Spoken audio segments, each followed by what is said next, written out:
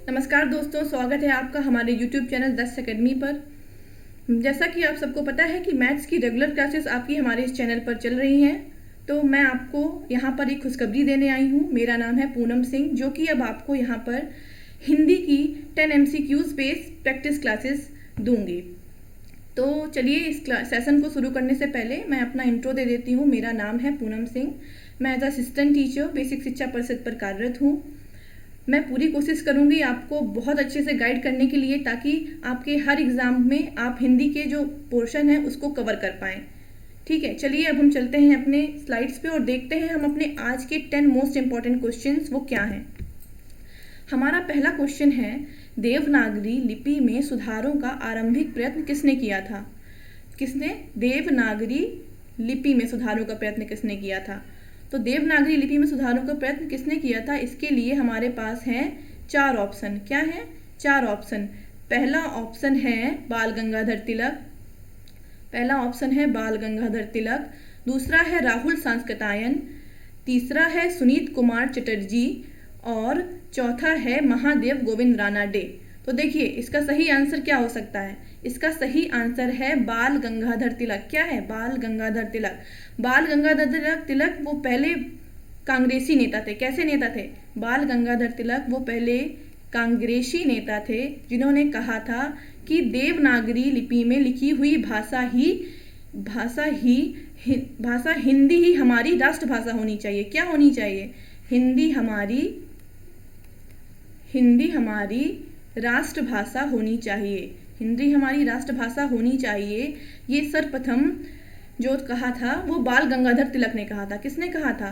बाल गंगाधर तिलक, जो कि पहले कांग्रेसी थे, जिन्होंने कहा था कि हिंदी हमारी राष्ट्रभाषा होनी चाहिए। ठीक है, तो चलिए अब हम चलते हैं अपने सेकंड क्वेश्चन पे। सेकंड क्वेश्चन देखते हैं, जो है निम्नलिखित में से कौन सी लिपि सर्वश्रेष्ठ सुंदर और वैज्ञानिक है? कौन सी लिपि है जो सर्वश्रेष्ठ सुंदर भी है और वैज्ञानिक भी है? तो इसके लिए हमारे पास है 4 ऑप्शन। पहला ऑप्शन है रोमन, दूसरा है गुरुमुखी, तीसरा है देवनागरी और चौथा है सैंधव। ठीक है, तो देखिए इसमें जो सही आंसर है वो है आंसर नंबर सी। क्या है? आंसर नंबर सी, जो है देवनागरी लिपि। तो चलिए मैं आपको यहाँ पर ये भी क्लियर कर देती हूँ कि लिपि किसे कहते हैं। देखिए लिपि हमारी क्या होती है? लिपि जो है वो ध्वनि चिन्ह होते हैं। क्या होते हैं? लिपि हमारे ध्वनि चिन्ह होते हैं या संकेत होते हैं, जिससे किसी भी भाषा को लिखा जाता है। किसी भी भाषा की वर्णमाला जो होती है वो उस लिपि से ही ली जाती है। ठीक है, तो हमारी जो हिंदी भाषा है, हमारी भाषा क्या है? हिंदी हमारी जो भाषा है वो देवनागरी लिपि में है।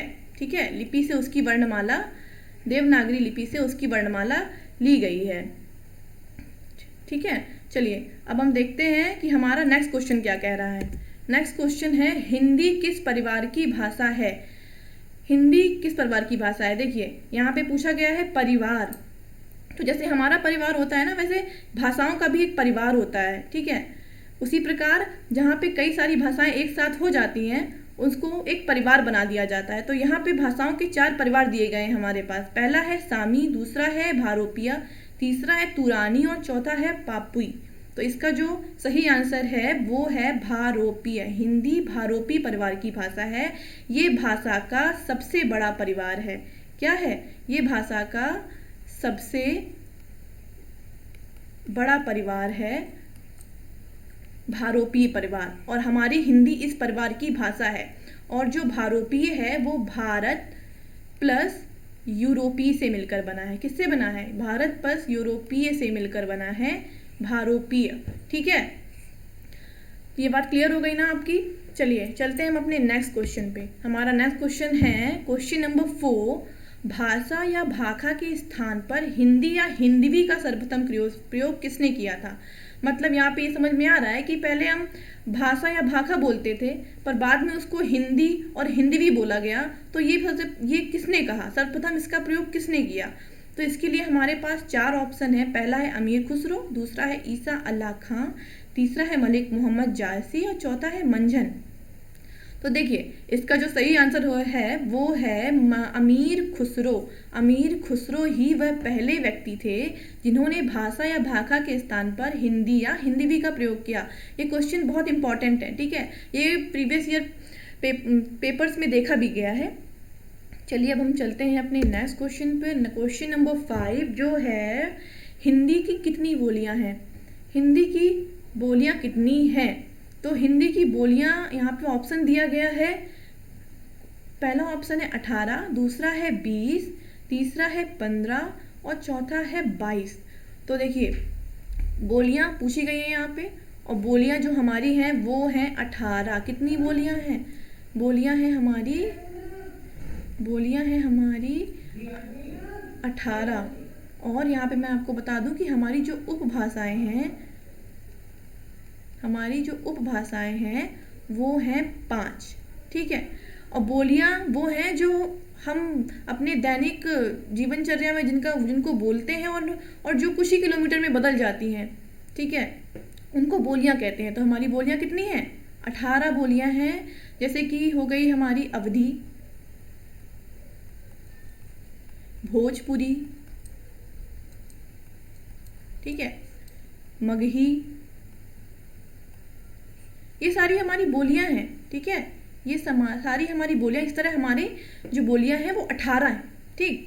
चलिए हम चलते हैं अपने नेक्स्ट क्वेश्चन पे। नेक्स्ट क्वेश्चन है हमारा, संसार की भाषा में हिंदी का कौन सा स्थान है? देखिए ये बहुत इंपॉर्टेंट क्वेश्चन है क्योंकि इसमें संसार दिया गया है और वर्ल्ड में पूछा गया है कि हिंदी का कौन सा स्थान है भाई, ठीक है। तो इसका कौन सा आंसर हो सकता है? उसमें देखिए ऑप्शन है पहला है पहला, दूसरा है दूसरा, तीसरा है तीसरा और चौथा है चौथा। तो देखिए इसका जो सही आंसर है वो है तीसरा। क्या है सही आंसर? वो है तीसरा। तो हिंदी का वर्ल्ड में कौन सा स्थान है? हिंदी का वर्ल्ड में 3rd स्थान है, ठीक है। तो पहला स्थान किसका है भाई? तो पहला स्थान है वो है चाइनीज का। किसका है? पहला स्थान है वो चाइनीज लैंग्वेज का है, ठीक है। और जो दूसरा स्थान है यहाँ पे वो है हमारी इंग्लिश का। तो पहला स्थान किसका है? वो हमारी चाइनीज लैंग्वेज का है और दूसरा स्थान है वो हमारी इंग्लिश का है। और तीसरा तो हमारा क्लियर है कि तीसरा हमारा हिंदी का है, ठीक। तो चलिए अब हम चलते हैं अपने नेक्स्ट क्वेश्चन पे, देखते हैं हमारा नेक्स्ट क्वेश्चन नंबर 7 क्या कह रहा है। क्वेश्चन नंबर 7 हमारा कह रहा है कि हिंदी के ठीक पहले की भाषा क्या थी? तो देखिए ये एक बहुत ही अच्छा क्वेश्चन है कि हिंदी के ठीक पहले की भाषा क्या थी। हमने ये भी पढ़ा हुआ होगा कि हिंदी जो है उसका विकास एक अपभ्रंश के रूप में हुआ था। हिंदी का विकास एक अपभ्रंश के रूप में हुआ था। और इसका ऑप्शन तो देखिए जो ऑप्शन है, पहला है संस्कृत, दूसरा है अपभ्रंश, तीसरा है प्राकृत और चौथा है पाली, ठीक। देखिए हम इसको ऐसे समझते हैं, जो हमारी हिंदी भाषा का विकास है वो कैसे हुआ, ठीक है। हिंदी भाषा का जो हमारा विकास है वो कैसे हुआ? पहले हमारी आई संस्कृत, ठीक है, फिर आई हमारी पाली, ठीक, फिर आई हमारी प्राकृत, फिर आई अपभ्रंश। क्या आई? हमारी आई अपभ्रंश। और इसके बाद आई हमारी हिंदी भाषा जो कि हमारी राष्ट्रभाषा है। क्या है? हमारी हिंदी राष्ट्रभाषा है। तो यहाँ पे पूछा गया है कि हिंदी के ठीक पहले की भाषा क्या है?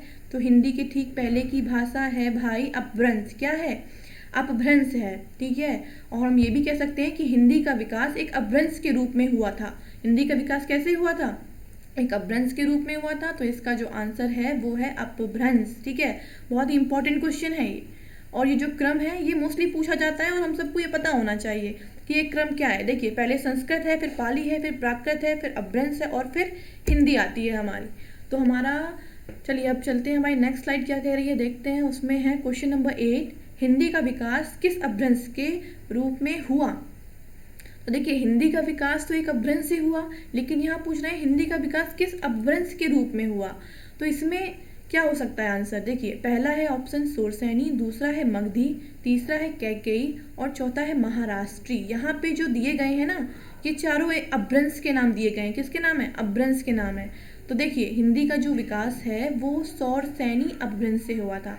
ये मोस्ट इम्पॉर्टेंट क्वेश्चन है, मोस्ट इम्पॉर्टेंट क्वेश्चन है। देखिए हिंदी का विकास एक अपभ्रंश के रूप में हुआ, लेकिन किस अपभ्रंश के रूप में हुआ? तो हिंदी का विकास सौरसैनी अपभ्रंश के रूप में हुआ। ठीक है, यहाँ पे मैं आपको ये भी बता देती हूँ कि जो हमारी खड़ी बोली है ना, जो हमारी खड़ी बोली भाषा है, खड़ी बोली है, उसका विकास भी सौरसैनी अपभ्रंश से हुआ। ठीक है, सौरसैनी अपभ्रंश से हुआ, सौरसैनी अपभ्रंश से हुआ। ये आपको क्लियर हो गया होगा, क्योंकि पिछले क्वेश्चन में भी ये बात क्लियर हो गई थी कि हिंदी का विकास एक अपभ्रंश से हुआ, और हिंदी का विकास किस अपभ्रंश से हुआ? तो वो मेन जो अपभ्रंश है वो है सौरसैनी अपभ्रंश। ठीक, तो चलिए हमारा नेक्स्ट क्वेश्चन देखते हैं। क्या है हमारा नेक्स्ट क्वेश्चन? कह रहा है कि देवनागरी वर्णमाला में कुल कितने वर्ण हैं? देवनागरी वर्णमाला जिससे कि हमारी हिंदी बनी है, हमारी हिंदी भाषा बनी है, और जिस वर्णमाला से हमारी हिंदी ली गई है उसमें कितने अपभ्रंश है यहाँ पूछा जा रहा है। तो इसमें देखिए ऑप्शन है, पहला है 49, दूसरा है 55, तीसरा है 52 और चौथा है 48। तो देखिए इसका जो सही आंसर है वो है 52। ठीक है, इसका आंसर है 52। और वो कैसे? तो देवनागरी वर्णमाला में देखिए जो कुल स्वर हैं भाई, क्या हैं? देवनागरी वर्णमाला में जो कुल स्वर हैं वो 11 हैं। जो कुल व्यंजन हैं, क्या है? कुल व्यंजन है ना, वो है 33। और देखिए इसमें है उच्छिप्त व्यंजन दिए हैं, क्या दिए हैं? उच्छिप्त व्यंजन है इसमें 2। ठीक है, अयोगवाह है, अयोगवाह है 2, और संयुक्ताक्षर क्या है? संयुक्ताक्षर दिए गए हैं 4। तो ये है पूरी हमारी देवनागरी वर्णमाला के वर्ण। ठीक है, वर्ण। तो कितने वर्ण हैं? कुल वर्ण कितने हैं? कुल वर्ण हैं हमारे 52। ठीक है, तो इनका जो डिटेल है ना वो हम आगे पढ़ेंगे, क्योंकि हमारे आगे की जो स्लाइड्स होंगी, आगे के जो सेशन होंगे उसमें हम जब वर्णमाला पढ़ेंगे तो उसमें डिटेल में इन सबको पढ़ेंगे कि कुल स्वर क्या है, व्यंजन क्या है, उच्छिप्त व्यंजन क्या है, अयोगवाह क्या है और संयुक्ताक्षर क्या है। ठीक है, यहाँ पे हमें बस इतना देखना है कि देवनागरी वर्णमाला में वर्ण कितने हैं, वो है 52। ठीक, चलिए अब चलते हैं अपनी नेक्स्ट स्लाइड पे। हमारी नेक्स्ट और लास्ट स्लाइड है, हिंदी का प्राचीनतम रूप किससे मिलता है? हिंदी का प्राचीनतम रूप किससे मिलता है? और यहाँ पे हमारे चार जो वेद हैं उनके नाम है यजुर्वेद, सामवेद, अथर्ववेद और ऋग्वेद। तो देखिए इसका जो सही आंसर है वो है डी। हिंदी का जो प्राचीनतम रूप है वो हमारे प्राचीनतम